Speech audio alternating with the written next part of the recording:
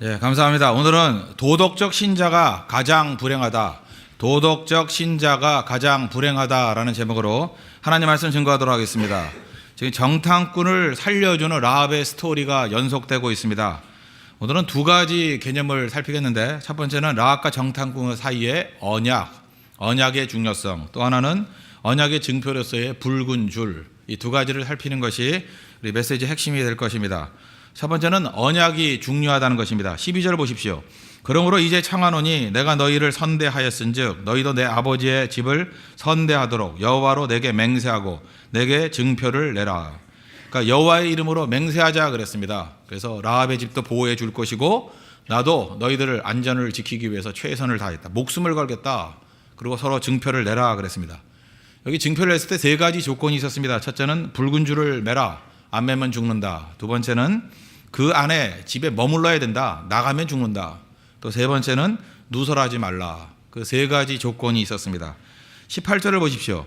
우리가 이 땅에 들어올 때 너희를 달아내린 창문에 이 붉은 줄을 매고 내 부모와 형제와 내 아버지의 가족을 다 내 집에 모으라. 그러니까 떠나지 말라. 붉은 줄을 매고 그 다음에 그 집에 머물러 있어라. 또 20절 보십시오. 내가 우리의 이 일을 누설하면 내가 우리에게 서약하게 한 맹세에 대하여 우리에게 허물이 없으리라. 절대 누설해서는 안 된다. 우리 많은 사람들이 이렇게 함부로 말을 하다가 넘어질 때가 많죠. 비밀, 언약은 비밀을 지켜야 되는 거잖아요. 누설하지 말라. 이 세 가지 조건이 있었다라는 것입니다. 우리 언약이라는 게 얼마나 중요하냐. 여러분 신앙생활 할 때 우리는 보통 기도하면 응답이 있고 예배 은혜를 받고 이런 것들이 굉장히 중요하다고 생각을 하죠. 그러나 신앙생활을 할 때 뿌리가 깊은 사람들, 특별히 흔들림이 없는 사람들을 보면은 그 신앙의 중심에 언약 신앙이 있습니다. 언약. 그래서 우리가 성경을 말할 때도 구약과 신약 그러잖아요. 이게 약속이라는 뜻입니다. 언약 신약이라는 게 굉장히 중요하다는 거예요. 예를 하나 들어본다 그러면 그 베닌 목사님이라고 있습니다. 굉장히 성령을 강조하고 이렇게 방송 설교도 많이 하고 하는 분인데 그 스토리 가운데 하나 나오는 얘기입니다. 어떤 믿음 좋은 부부가 계셨는데 아버지도 믿음이 좋고 어머니도 믿음이 좋습니다. 그럼 자녀도 믿음이 좋아야 될 거 아니에요. 근데 아들들이 망난입니다. 거의 예배도 안 가고 말썽 일으키고 도저히 감당이 안 되는 아이들입니다. 워낙 신실한 부모님이기 때문에 목사님이 이제 부탁을 받고 만났다라는 거예요. 아이들을 만났더니 보통 사나운 애들이 아니라는 거예요. 목사님 앞에서 꺾이는 게 없고 막 공격적이고 사납고 도저히 감당이 안 되더라는 거예요. 그럴 때는 제가 볼 때 그렇습니다. 목사가 해야 될 일은 지혜가 그거예요. 그냥 기도해주고 축복해주고 기다려 봐야 된다는 것입니다. 억지로 하려고 그러면 안 되고. 그래서 이렇게 얘기했답니다. 절대로 하나님 떠나서는 안 되고 하나님 너희를 지켜줄 거라고. 나는 꼭 기도한다고. 너희들은 하나님의 영광을 맛봤던 사람이기 때문에 결국은 돌아올 것이다. 그 정도 축복하고 이게 떠나갔답니다. 그리고 3년 정도 지났다는 거예요. 3년 정도 지나고 난 다음에 이야기를 나눠보니까 그 망나니 같은 두 아이가 이제 믿음 안에 돌아오게 되었다라는 거예요. 돌아오는데 그 어머니의 간증이 참 재밌습니다. 어머니가 무슨 얘기를 하느냐. 아이가 이렇게 말씀을 떠나고 예배를 떠나고 있을 때 정말 답답함과 벽을 느꼈다라는 거예요. 그래서 너무 괴로워가지고 하나님 앞에 울부짖었는데 아이들의 기도도 나오지 않더라는 거예요. 하나님, 이 약속의 가정에 이게 무슨 일입니까? 이 기도도 나오지 않았는데 이렇게 성경을 읽다가 하나님께서 자기 가슴을 탁 치는 말씀이 있더라는 거예요. 그 창세기를 쭉 읽어보는데 하나님이 어떤 하나님이냐? 언약의 하나님이다. 나는 언약의 하나님이다. 이게 가슴에 팍 와닿더라는 거예요. 내가 믿는 하나님은 언약의 하나님이다. 특별히 노아의 홍수에 나올 때 약속이 있죠. 창세기 6장 18절 보니까 그러나 너와는 내가 내 언약을 세우리니 너는 내 아들들과 내 아내와 내 며느리들과 함께 그 방주로 들어가고. 거기서 하나님이 뭐라고 묘사해요? 나는 언약의 하나님이고 내가 내 언약을 너희 가정과 함께 세우겠다. 그래서 이건 노아 한 사람만 구원받는 얘기가 아니라 가정에 대한 언약이라는 거예요. 네 가정 붙들어 주겠다. 거기에 노아의 가족들이 다 하나님 잘 섬기고 충성하고 그게 아니잖아요. 약속 때문에 노아의 가족이라는 이유 때문에 다 건진받은 거 아닙니까? 여기 확신이 오더라는 거예요. 그렇지. 하나님께서 우리 가정에 주신 약속이 있지, 언약이 있지. 이 아이들은 반드시 돌아올 거야. 그때부터 마음의 평안이 임하게 되고 흔들림이 없더라는 거예요. 자녀들을 위해서도 기도하게 되고 또 부모의 믿음이 흔들리지 않으니까 자녀들이 삐딱하게 나가다가도 나중에 돌아오지 않겠습니까? 중심을 지켜주는 거. 그게 바로 언약이었다는 것입니다. 그랬더니 아니나 다를까 한 2년 정도 지나고 난 다음에 진짜 돌아오더라는 거예요. 3년째 목사님을 만났는데 벌써 돌아온 지 1년 넘게 되었습니다. 이렇게 고백하게 되더라는 것입니다. 잊지 마십시오, 여러분들. 하나님 앞에서 우리 흔들림이 없는 믿음을 갖기 위해서는 반드시 언약 중심적인 신앙이 돼야 된다는 것입니다. 우리 홍대세교회를 통해서 하나님께 주신 언약이 있다는 걸 믿으십니까? 교회 뜻이 있잖아요. 그럼 흔들림이 없다는 거예요. 그 약속 붙드는 거. 또 여러분, 한 가정마다 주신 언약이 있죠. 그 언약의 가정 아니에요. 우리 약속 붙들고 가정을 시작한 거 아닙니까? 약속 붙들고 가정이 출발된 거 아니에요? 우리 가정에 주신 사명과 약속이 있잖아요. 그렇다면 흔들리지 않는다는 것입니다. 사업체도 마찬가지예요. 하나님께서 약속 주시고 시작된 사업체는요, 언약의 기초에 세워진 사업체는 뭐 웬만큼 흔들림, 불황이 온다, 호황이 온다, 그거에 흔들리지 않습니다. 약속 붙들고 나간다는 거예요. 그만큼 언약이 중요하다는 것입니다. 이스라엘 백성들 2000년 넘게 나라도 없고 영토도 없이 유리방황했습니다. 그럼에도 불구하고 1945년도에 나라를 독립하게 되었던 이유가 48년이죠. 48년 독립하게 됐던 원동력이 어디에 있습니까? 그 백성은 언약의 백성이에요. 예루살렘을 회복시켜 주실 것이다. 이스라엘을 회복시켜 주실 것이다. 그 약속 붙들고, 아니 역사상 2000년 만에 나라가 세워진 나라가 어디 있어요? 그게 가능하죠. 그만큼 약속이 중요하다는 것입니다. 그래서 우리 재산 가운데 최고의 재산은 언약의 언약, 약속. 그 약속보다 귀중한 것은 없다는 것입니다. 그래서 이 언약이 중요하기 때문에 유대인들은 어딜 가든지 항상 강했죠. 이유가 무엇입니까? 그들의 배경 속에는 언약이 있습니다. 약속이 있습니다. 그래서 장사를 해도 최고로 장사를 잘하는 거죠. 여러분, 장사할 때 제일 중요한 게 무엇입니까? 약속 아니에요? 또 다른 말로 신용 아닙니까? 특별히 그 미국의 동부 쪽 가보면 유대인들이 제일 강력한 게 보석상이에요. 보석상 가면, 여기도 보석상 하시는 분들도 계시겠지만 속이려면 얼마든지 속일 수 있잖아요. 뭐 금 같은 거 순도, 금 같은 거 사실 보석에 들지도 않고, 다이아몬드라든지 이런 거 뭐 문외한들이 압니까? 모르잖아요. 근데 유태인들이 파는 보석은요, 자기들이 퀄리티를 정해놓고 이 정도입니다라고 보증서 떼주면 예외가 없다는 거예요. 뭐 50년 있다 팔고 100년 있다 팔아도 그 정도의 퀄리티가 나오고 신뢰가 된다는 거예요. 그래서 다른 보석상보다 조금 더 비싸게 받는다 할지라도, 비싸지도 않지만, 그죠? 우선 믿을 수 있어야 될 거 아니에요, 보석은. 믿을 수 있는 유태인들에게 다 가더라는 거예요. 유태인 욕하면서도 보석 살 때는 유태인들한테 가더라고요. 왜? 그래야 퀄리티가 보장이 될 수 있다고. 그 배경에 뭐가 있습니까? 신용, 약속이 있다는 거예요, 약속. 그러니까 장기적으로 볼 때 그들보다 강한 것은 없겠죠. 우린 신용 있는 거 다 좋아하잖아요. 그렇지 않습니까? 나는 신용을 못 지켜도 신용 있는 데 가서 하려고 그러잖아요. 그러니까 그 신용의 바탕이 되는 게 바로 약속에 뿌리를 둔 신앙에 있다라는 것입니다. 그게 중요한 거죠. 막스 베버가 그런 얘기를 했습니다. 프로테스탄티즘 윤리와 자본주의 정신, 뭐 그런 책을 하나 썼죠. 짤막한 책인데 굉장히 강력한 영향을 미쳤다고 생각합니다. 이 개신교 중산층들이 그렇게 강했던 이유가 뭐냐면 그들은 약속으로 무장된 백성이라는 거예요. 또 하나의 세력들인데 그들은 약속을 생명같이 지켰다는 거예요. 그래서 그때부터 상업이 융성해지고 신용사회가 되고, 믿으니까, 그죠? 믿게 되니까 신용 창출이라는 게 있잖아요. 믿고 이렇게 어음 떼주고 수표 떼주고 하면 믿으니까 신용 창출이라는 게 있잖아요. 4배, 뭐 40배, 어떤 400배 되잖아요, 지금. 그래서 경제 규모가 커지고 왕성하게 되었다는 것입니다. 신용 없으면 어떤 일이, 만약에 여러분들이 우리 믿지 못한다면 어떻게 돼요? 현물 갖고 들고 다니려고 그러면 쌀 맨날 이고 다녀야 되고, 그죠? 뭐 이렇게 다 들고 다녀야 될 거 아니에요? 돌멩이도 들고 다니고 금도 들고 다니고. 그러면 아마 거의 거래 자체가 지금의 100분의 1도 안 될걸요. 1000분의 1도 안 될걸요. 신용이라는 것 자체가 힘이라는 거예요. 힘. 신용이라는 것 자체가 능력이라는 거예요. 우리도 인생 가운데 많은 것들이 약속으로 이루어져야 된다는 것입니다. 그래서 예수 믿는 사람들은 다른 건 모르지만 약속 하나만은 생명같이 지킬 줄 알아야 된다는 것입니다. 생명이 약속에 있습니다. 약속에. 그래서 그 언약을 통해서 풀어나가게 되더라는 것입니다. 그래서 우리 말씀을 듣고 신앙생활 한다는 건 뭐냐면 하나님 약속 붙드는 겁니다. 하나님이 약속하시고 하나님 약속을 100% 지키실 것을 믿습니까? 그게 믿음이에요. 믿음. 하나님은 우리에게 반드시 약속을 이루어 주시죠. 그 믿음이래, 믿음. 그럼 우리도 어떻게 해야 돼요? 하나님의 백성으로서 하나님의 약속을 지켜야죠. 그래서 약속과 약속이 만났을 때, 언약과 언약이 만났을 때 그때 폭발적인 능력이 나타나기 시작한다는 것입니다. 그러므로 아무것도 아닌 것 같이 보이지만 예배 시간에 늦거나 약속 시간 늦는 거, 그건 사실 말은 안 하지만 인간 취급을 안 하는 거예요. 저건 인간도 아니야, 쓰레기야. 근데 교양이 있으니까 그렇게 말은 안 하죠. 미스터스 이렇게 얘기하죠, 그냥. 그죠? 속으로 레기 그러고 있다고요, 그죠? 잊지 마십시오. 그러니까 여러분의 가치는 딴 게 아니라 약속 함부로 하지 마십시오. 약속 잘 지키는 방법은 약속하지 않는 거예요. 그러나 약속을 한 것은 반드시 지키십시오. 약속은 그게 우리의 뿌리라는 것입니다. 그리고 그런 것이 몸에 배 있는 사람들은요, 우리 가정에서 그런 교육을 시키면 하나님은 신실하신 분 아니에요. 그걸 강조하는 게 뭐예요? 약속은 지키시는 분이라고요. 하나님의 약속에 대한 신뢰가 있습니다. 그게 믿음이에요. 흔들림이 없다고요. 약속은 지켜지는 거구나. 그게 교육이에요. 그러면 하나님의 약속은 100% 이루어진다. 그리고 거기에 인생을 걸죠. 하나님 약속이 자기 삶의 원동력이 돼버리니까. 근데 일상생활 속에서 약속이 뭔지를 모르는 사람들은 약속의 가치를 다 놓쳐버린다는 것입니다. 오늘 라합과 정탐꾼 사이의 이 약속, 언약, 이것을 통해서 그들이 구원받았던 것과 마찬가지로 우리 삶 전체도 언약을 통해서 구원받고 약속을 통해서 업그레이드 될 수 있는 우리 능력의 종 되기를 축원합니다. 또 한 가지는 붉은 줄입니다. 붉은 줄을 내리라 그랬죠. 증표가 붉은 줄이었습니다. 18절을 보십시오. 우리가 이 땅에 들어올 때 우리를 달아내린 창문에 이 붉은 줄을 메고 내 부모와 형제와 내 아버지의 가족을 다 내 집에 모으라. 이 붉은 줄은 생명줄이었습니다. 왜 생명줄이죠? 정탐꾼이 도망칠 때 이 줄 타고 도망쳤어요.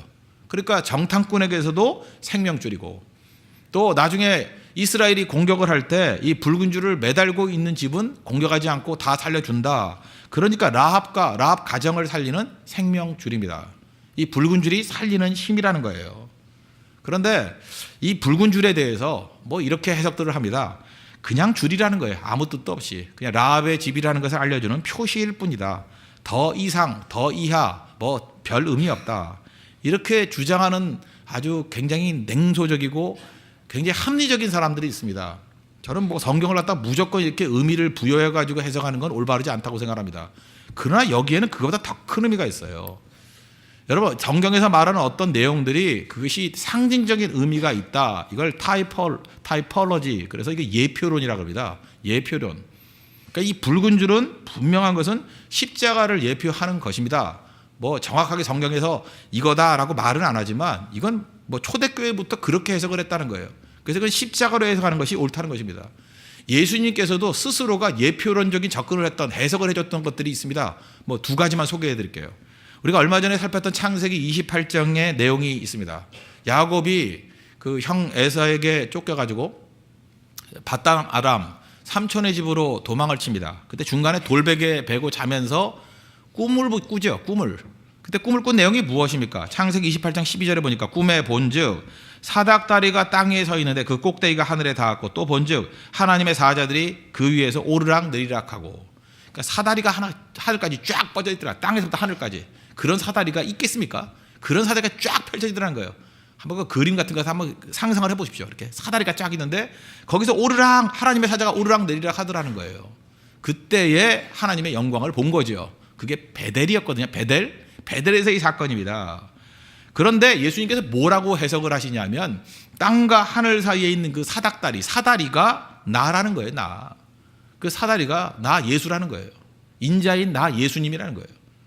그 어디에 나옵니까? 요한복음 1장 51절 보니까 또 이르시되 진실로 진실로 너에게 이르노니 하늘이 열리고 하나님의 사자들이 인자 위에 오르락 내리락 하는 것을 보리라. 그러니까 창세기 28장에 있는 이 사건이 바로 나라는 거예요. 사다리가 나라는 거예요. 이 예표론이거든요. 야곱이 경험했던 그 사건이 바로 나를 보여주는 것이다. 무슨 얘기입니까? 하늘과 땅을 연결할 수 있는 유일한 길은 누구라는 거예요? 예수님이라는 거예요. 여지가 하늘과 연결되고 싶습니까? 그 사닥다리가 있어야 될 거 아니에요. 예수님 외엔 다른 길이 없어요. 땅에서부터 하늘까지 연결되는 기도의 길, 그 예수님밖에 없다고요. 하늘문이 열리고 하늘의 영광이 우리 가운데 임하는 길, 예수님밖에 없다. 예수님 스스로가 얘기하잖아요. 타이폴로지. 이게 예표론. 이런 게 하나 있고요. 또 하나 만나에 대한 스토리죠. 만나, 이스라엘 백성들이 광야에서 만나 먹었습니다. 예수님 친히 해석을 이렇게 하십니다. 요한복음 6장 51절. 6장 전체가 다 이 얘기예요. 나는 하늘에서 내려온 살아있는 떡이니 사람이 이 떡을 먹으면 영생하리라. 내가 줄 떡은 곧 세상의 생명을 위한 내 살이니라 하시니라. 예수님이 떡이랍니다. 무슨 얘기예요? 예수님이라는 생명이 들어와야 너희들이 산다는 거예요. 그래서 광야에서는 그 육체적인 떡 먹었지 영혼의 떡된 예수님이 있다. 나는 생명의 떡이다. 내가 들어가야 너희들이 생명이 있다. 그렇게 해석하는 거, 그걸 뭐라 그래요? 타이폴로지, 예표론이라고요. 그렇다 그러면 이 말씀은 뭐 볼 것도 없죠. 이거는 붉은 줄은 예수님을 의미하는 것입니다. 그 붉은 줄이라는 게 뭐예요? 뭐 예수님의 보혈의 피, 십자가를 의미하는 거죠. 교부, 클레멘트부터 시작해가지고 뭐 계속해서 이건 뭐 예외 없이 다 예수님의 십자가라고 해석을 했습니다. 레위기 17장 11절을 보니까 육체의 생명은 피에 있음이라. 내가 이 피를 너희에게 주어 제단에 뿌려 너희의 생명을 위하여 속죄하게 하였나니. 그러니까 보혈의 피를 의지해야만 살 수 있다. 십자가죠. 히브리서 9장 22절 보니까 피 흘림이 없은즉 사함이 없느니라. 우리가 구원받는 유일한 길은 십자가밖에 없다. 그것을 강조하고 있다는 것입니다. 십자가의 능력을 의지해야죠. 그런 의미에서 우리가 신앙생활을 하면서 제일 불행한 사람이 누굴까? 오늘 제목과도 같습니다. 이 도덕적 신자만큼 불행한 사람이 없습니다. 신앙생활을 하는데요, 예수님의 십자가와 상관없는 신앙생활을 해요. 예수님의 보혈과 상관없는 신앙생활을 해요. 여러분 그런 사람 봤을 겁니다. 신앙생활을 하는데 참 교양이 넘쳐요. 민중을 논하고, 교회는 역사성이 있어야 된다 그러고, 역사를 논하고, 바르게 사는 것을 논하고, 정의를 논하고. 근데 그 사람의 사상이나 그 사람의 말이나 그 사람의 마인드 속에 십자가가 없어요. 십자가 없어도 충분히 신앙생활을 할 수 있다는 것입니다. 이런 사람의 특징이 뭐냐 하면 정의 이런 거에 대해서 되게 예민해요. 죄 이런 거에 대해서는 기가 막히게 예민해요. 근데 십자가에 대해서는 별 관심이 없어요. 더 중요한 게 뭡니까? 사실은 영성 아니에요? 새벽기도의 영성. 새벽기도 안 한다. 그거 별거 아니에요. 예배의 감격이 사라졌다. 뭐 그럴 수도 있지. 그거 아무것도 아니에요. 둔감해요. 말씀이 약화가 되고 새벽 예배가 약화가 되고 이런 거 다 용납이 돼요. 그러면서 정의, 죄 이런 거 예민하고. 뭐라 그래요? 바리새주의죠. 그렇게 신앙생활하는 사람만큼 불행한 사람이 없다는 것입니다. 십자가 없어도 이 사람은 되는 거예요. 십자가 없어도 충분히 신앙생활을 할 수 있다는 것입니다. 가짜입니다. 이건 가짜예요. 여러분 가짜와 진짜를 구분할 수 있는 방법이 있습니다. 다른 종교 사람들과 이렇게 같이 모여서 예배를 드려도 전혀 부담이 없어요. 그럼 가짜예요. 특별히 불교 신자가 와가지고 이렇게 앉아 있는데 오늘 참 말씀 좋았습니다. 그럼 가짜예요. 그죠? 별 의미가 없거든요. 뭐 불교 신자가 앉아서 듣던, 뭐 유교 신자가 앉아서 듣던, 뭐 다른 데가 앉아서 듣던, 그냥 별 부담 없이 그냥 좋은 말씀이네요. 그럼 가짜예요. 예를 들어서 설교할 때 하나님을 말해가지고 나 싫어하는 사람 못 봤어요. 하나님은 뭐 어떻고 그러면 아멘 맞습니다. 근데 묘한 거냐, 예수님과 예수님의 십자가에서 얘기하면 분노해요. 그죠? 왜 그런 게 어딨냐 그러고, 그죠? 이거 뭐 그럼 뭐 죄짓고 용서받고 죄짓고 용서하고 반복이 되겠네 뭐 이러고. 기독교는 이렇게 폐쇄주의자, 예수님만 유일한 길이야. 폐쇄주의적이야, 독선적이야, 뭐 좀 예의를 갖춰 막 이러고. 그 가만히 있던 얌전한 사람들 막 화를 내요. 그래서 그때 제가 깨달았어요. 이야, 정말 악한 마이가 십자가를 이렇게 싫어하는구나. 십자가만 빼놓고 얘기하면 모든 사람이 환영해요. 모든 사람이 박수치고. 하나님도 괜찮아요. 그냥 하나님 그래도 뭐 자기들이 믿는 하나님과 비슷한가 봐요. 그죠? 그래서 다 용납을 해요. 근데 예수 그리스도와 그 십자가의 못 박히심, 피 흘림이 없이는 죄사함이 없다. 오로지 예수 그리스도의 보혈의 피 외에는 우리가 구원받을 길이 없다. 이거 외치면 분노한다고요.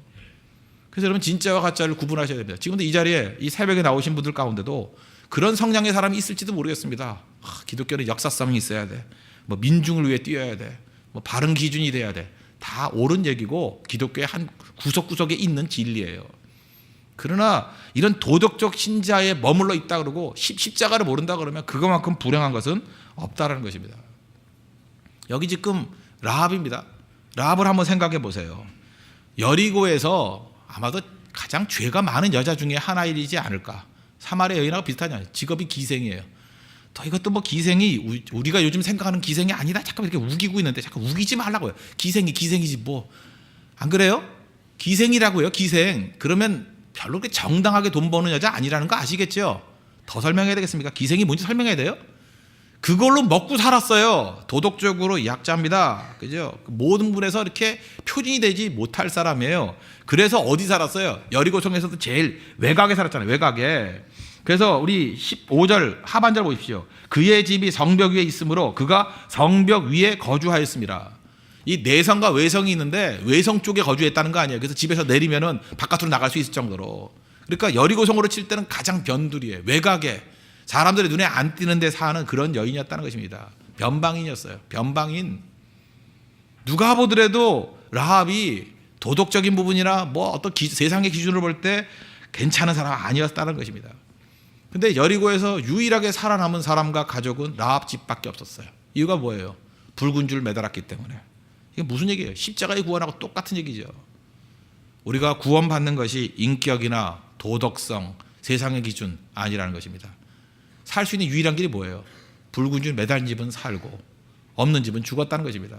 이거 유월절 어린 양의 피하고 똑같지요. 문설주 어린 양의 피를 바른 가정은 아무리 나쁜 사람이라 할지라도 다 살았고, 애굽에 있는 백성들 가운데 아무리 도덕적으로 탁월한 사람이 할지라도 어린 양의 피가 없으면 다 죽었어요. 그걸 보여주고 있잖아요. 십자가의 유일성. 십자가 붙들어야 됩니다. 그래서 교회가 이 메시지 놓치면 세상이 박수 쳐줘요. 그죠? 그렇지, 이렇게 단계적으로 구원받는 거지. 그리고 또 도덕적으로 구원받는 거지. 그거에 대해서 저항하는 사람이 누가 있어요? 근데 십자가의 복음이 무엇입니까? 라합 같은 여인이라 할지라도, 가장 큰 죄인 중에 괴수라 할지라도 붉은 줄 매달면 삽니다. 십자가 붙들면서 삽니다. 십자가 유일한 구원의 길입니다. 분노하죠. 분노한다고요. 내가 남들보다 더 깨끗하게 산 것 같은데 나하고 저 사람과 똑같다고? 오히려 나는 구원만 받고 제 사람이 구원받는다고? 사람들이 십자가의 복음에서 얼마나 저항감을 갖고 있는지 아십니까? 분노해요. 자기가 의인지 안다고요. 십자가 붙들으셔야 됩니다. 그리고 예수님이 유일한 길이에요. 붉은 줄이 유일한 길이라고요. 사도행전 4장 12절 보니까 다른 이로서는 구원을 받을 수 없나니 천하 사람 중에 구원을 받을 만한 다른 이름을 우리에게 주신 일이 없습니다. 또 에베소 2장 8절 보니까 우리가 선물로 받은 구원이라는 게 묘사되어 있죠. 너희는 그 은혜에 의하여 믿음으로 말미암아 구원을 받았으니 이것은 너희에게서 난 것이 아니요 하나님의 선물이라. 라합 집안은 하나님의 은혜와 선물로 구원받은 겁니다. 그죠? 그 행위만이 아니에요. 이게 붉은 줄에 십자가 있기 때문에 구원받았다는 것입니다. 그럼 우리가 해야 될 일이 뭐예요? 험한 십자가 붙드는 거예요. 십자가 붙들어야 삽니다. 우리 인생 다 그래요. 누구도 예외 없습니다. 다 십자가 붙들어야 살고 붉은 줄 매달아야 살 수 있다는 거예요. 라합은 자기 혼자만 붉은 줄로 산 것이 아니라 그의 온 가족이 십자가 붙들므로 말미암아 다 구원받게 되었다는 것입니다. 그래서 우리가 해야 될 일이 뭐예요? 내가 먼저 십자가 붙들고 구원받고 그 십자가 안에 많은 영혼들을 불러 모을 수 있는 그런 라합 같은 영성이 있어야 되는 거예요. 우리 집에 오면 산다는 거예요. 십자가 붙들면 산다는 거예요. 여기 지금 진장님들, 간사, 리더, 평신도들 많이 계시지 않습니까? 그래서 전도의 능력이 바로 거기에 있는 거예요. 살려내는 거. 그죠? 같이 십자가 붙들어야 살 수 있다. 나도 죄인이고 쓰러져 있는데 십자가 붙들어 살았던 거 마찬가지. 너희도 십자가 붙들어야만 산다. 그 얘기죠. 우리는 누구나 다 전도자가 됩니다. 언제 전도하느냐가 다르죠. 부자와 나사로 비유를 보십시오. 비유인데 이건 이름이 나사로가 되기 때문에 비유가 아니라 저는 사실이라고 생각합니다. 실제로 있었던 일이라고 생각해요. 그 지옥 간 부자 이야기가 나오죠. 지옥에서 전도하고 있지 않습니까? 지옥이 어떤 곳이에요? 누가복음 16장 24절 보니까 불러 이르되 아버지 아브라함이여 나를 긍휼히 여기사 나사로를 보내어 그 손가락 끝에 물을 찍어 내 혀를 서늘하게 하소서. 내가 이 불꽃 가운데서 괴로워하나이다. 옛날 성경은 고민하나이다. 지옥은 어떤 것이냐? 손가락 끝에 물 하나 찍어서 혀를 서늘하게 해주기를 바랄 정도로 고통 가운데 있는 곳이에요. 그죠? 내가 이 불꽃 가운데서 괴로워하나이다. 내가 이 불꽃 가운데서 고민하나이다. 그게 지옥이에요. 거기서 얼마나 괴롭고 얼마나 통탄하는 그런 괴로움이 있는지 나사로 다시 보내가지고 우리 집에 형제 5이 있는데 형이 온 거 여기 오면 안 돼. 형이 온 거 이곳 오면 안 돼. 좀 전해달라고 그러니까 전해달라고. 지옥의 전도자죠. 지옥의 전도자. 이 부자가 지옥에서 전도하고 있잖아요. 그래서 그 16장 28절 보니까 내 형제 5이 있으니 그들에게 증언하게 하여 그들로 이 고통받는 곳에 오지 않게 하소서. 여긴 절대로 와서는 안 된 곳이에요. 여긴 절대로 와서는 안 된 곳이에요. 여긴 절대로 와서는 안 된 곳이에요. 그랬더니 하나님이 뭐라 그래요? 아브라함이 뭐라 그래요? 그들에게 모세와 선지자들이 있으니 그들에게 들을지니라. 그때 또 박박 우기죠. 아니라고. 만일 죽은 자에게서 그들에게 가는 자가 있으면 회개할 거라고. 나사로가 죽었잖아요. 죽었다가 다시 살아가면 회개할 거라고. 뭐라고 얘기합니까? 모세와 선지자들에게 듣지 아니하면 비록 죽은 자 가운데서 살아나는 자가 있을지라도 권함을 받지 아니하리라. 믿음은 선물입니다. 죽었다가 살아온 사람이 와가지고 그죠? 지옥이 있고 천국이 있으니까 구원받으세요. 그래도 안 믿을 놈들은 안 믿는다는 거예요. 그죠? 믿을 사람은 믿는 거고 잊지 말라고요. 그래서 우리가 해야 될 일이 무엇입니까? 진실된 이 말씀을 증거하는 일이에요. 미루지 마십시오. 어떤 여자분 이야기입니다. 그 자기 어머니가 믿지 않는 분인데 꿈속에서 몇 번 나타났다는 거예요. 몇 번. 저는 별로 그 꿈을 믿는 사람 아닙니다. 저는 꿈은 그냥 거의 다 개꿈으로 생각하니까. 그런데 좀 예외적이죠. 꿈이 자꾸만 나타나더라는 거예요. 어머니 믿지 않는 분인데 그래서 그냥 꿈인가 보다 하고 넘어갔는데 2달 있다가 어머니가 돌아가셨대요. 그러면서 가슴을 치면서 회개하고 통탄하는 걸 봤습니다. 아, 그게 어머니 살릴 마지막 기회였는데, 그죠? 어머니한테 복음 증거할 마지막 기회였는데 하나님 내게 기회를 주셨는데 말씀 증거하라 그랬는데 그게 무시해 버렸다는 거예요. 넘어갔다라는 거예요. 우리 가운데 그럴 일이 얼마나 많이 있습니까? 맨날 그래요. 뭐 돈 있다가 돈 날리는 사람, 뭐 돈 있을 때 쓸 걸 맨날 이래요. 그래서 지옥 가면 제일 많이 들리는 소리가 껄껄거리래잖아요. 뭐 헌금할 걸, 전도할 걸, 뭐 기도할 걸. 끝에만 들린대요. 전도할 걸, 뭐 기도할 걸, 뭐 껄껄. 그 말이 맞는 것 같아요. 당장 아니요, 당장. 우리 주변에 지금 영향권에 있는 사람들 있지 않습니까? 내가 만나는 사람들 언제 할 거예요? 도대체 믿으다가 언제 할 거예요? 자기는 예수 믿는 걸 이렇게 숨기고 있다가 어느 기회가 되면은 이렇게 드러내면서 전도하겠대요. 언제 할 거예요? 언제? 그러기 전에 그 사람이 죽을 수도 있고 숨기는 그 자신이 먼저 죽을 수도 있어요. 그거 아세요? 전도의 긴급성 잊지 말라고요. 즉각적인 전도, 즉각적인 전도. 여기서 라합이 멋진 게 뭔지 아십니까? 붉은 죽 매달라 그랬더니 그냥 곧장 매달았어요. 곧장. 미루지 아니하고. 그게 능력이라는 것입니다. 오늘 이 말씀을 통해서 우리에게 주시는 귀중한 메시지가 있다고 생각합니다. 십자가 붙들어야 삽니다. 험한 십자가 붙들어야 삽니다. 나 자신도 십자가 붙들고 살아가는 인생이 되고 또 우리 주변에 있는 많은 영혼도 십자가 붙들고 말하며 건져낼 수 있는, 그래서 우리 가정에 붉은 줄이 매달리는, 우리 가정에 십자가가 세워지는 우리 거룩한 가정과 우리 팀에 십자가가 세워지는 거룩한 팀, 우리 교회에 십자가가 세워지는 거룩한 교회 되기를 축원합니다. 그리고 또 하나, 약속 붙으십시오. 약속. 하나님이 약속 붙들고 약속 가운데 우리 가족이 묶일 수 있도록, 그죠? 언약 안에 백성이 되는 그런 은혜의 축복을 누릴 수 있는 믿음의 신실한 영 되기를 축원합니다. 기도하겠습니다. 이 시간에 하나님 약속이 중요합니다. 약속 붙들고 살아가는 우리 가정 되게 해달라고, 우리 팀 되게 해달라고 기도하시고, 붉은 줄은 십자가입니다. 십자가 붙들고 살아가게 해달라고 간구하겠습니다. 오늘은 병자들 위해서 기도하도록 하겠습니다. 그리고 내일은 태문과 또 진로를 위해서, 취업과 진로를 위해서 기도하는 시간 갖도록 하겠습니다. 다 같이 하나님께 간구하도록 하겠습니다.